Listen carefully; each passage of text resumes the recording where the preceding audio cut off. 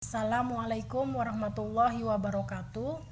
Perkenalkan, nama saya Nur Laila. Saya dari kelompok 3, angkatan 62.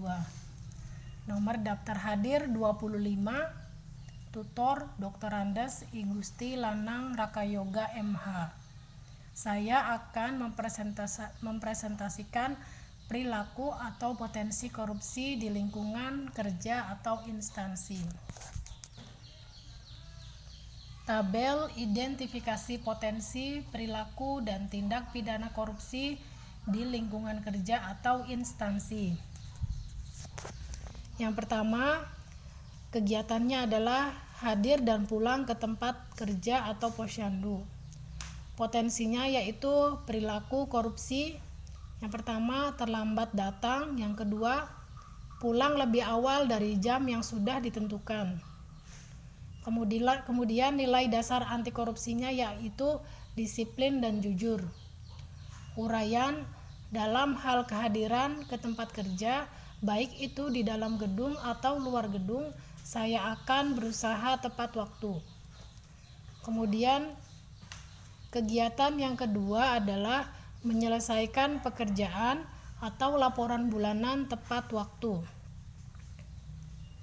Potensinya yaitu perilaku korupsi, pemborosan waktu. Nilai dasar anti korupsinya disiplin dan tanggung jawab. Uraian dalam hal menyelesaikan pekerjaan, baik itu pelayanan atau mengerjakan laporan, saya akan berusaha tepat waktu sesuai dengan SOP dan aturan batas pengumpulan laporan bulanan. Kemudian kegiatan yang ketiga adalah memakai kertas dan menggunakan printer kantor. Potensinya yaitu tindak pidana korupsi merugikan keuangan negara. Nilai dasar anti korupsinya yaitu jujur dan tanggung jawab. Uraiannya, dalam hal penggunaan kertas dan printer, saya akan pergunakan hanya untuk keperluan kantor. Kalaupun akan pergunakan untuk pribadi, saya akan membelinya sendiri sehingga tidak merugikan keuangan kantor atau negara. Selanjutnya, tabel rancangan aktualisasi anti korupsi.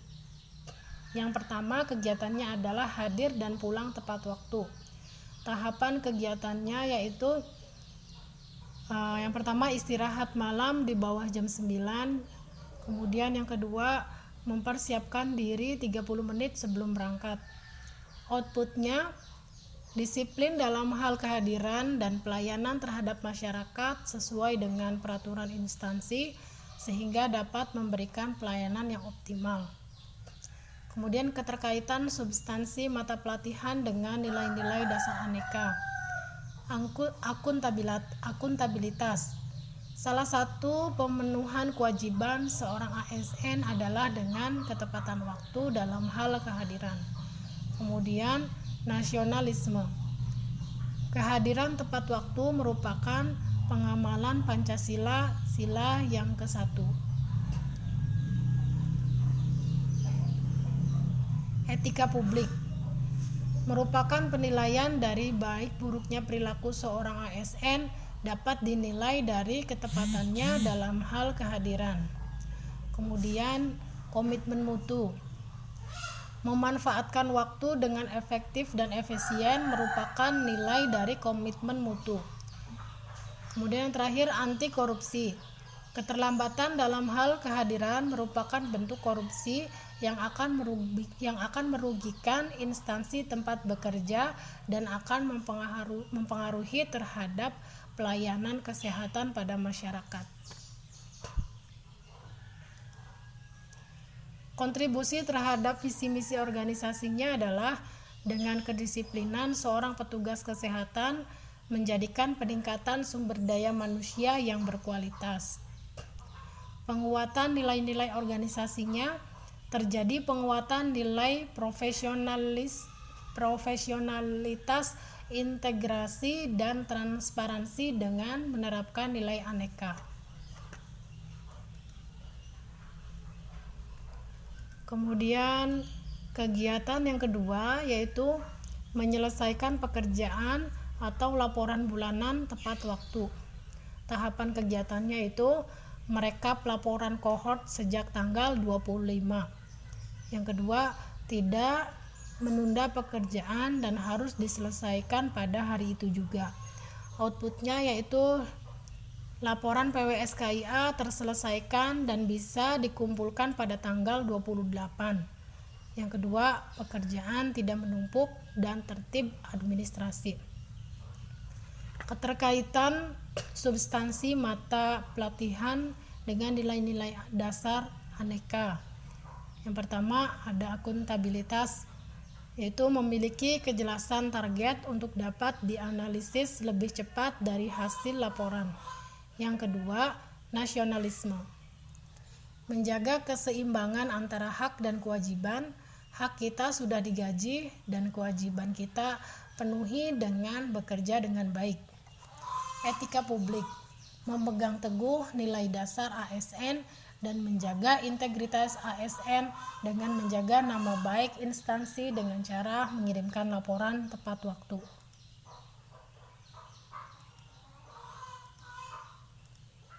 Kemudian nilai komitmen mutu. Berkomitmen menyelesaikan laporan tepat waktu adalah salah satu bentuk tanggung jawab terhadap pekerjaan. Nilai anti korupsinya disiplin dalam mengatur waktu dan mengumpulkan laporan agar tidak terjadi pemborosan. Kemudian kontribusi terhadap visi misi organisasinya, penyampaian laporan tepat waktu guna mendukung laporan kinerja tempat atau instansi bekerja. Kemudian penguatan nilai-nilai organisasinya, terjadi penguatan nilai profesionalitas, integrasi dan transparansi dengan menerapkan nilai aneka.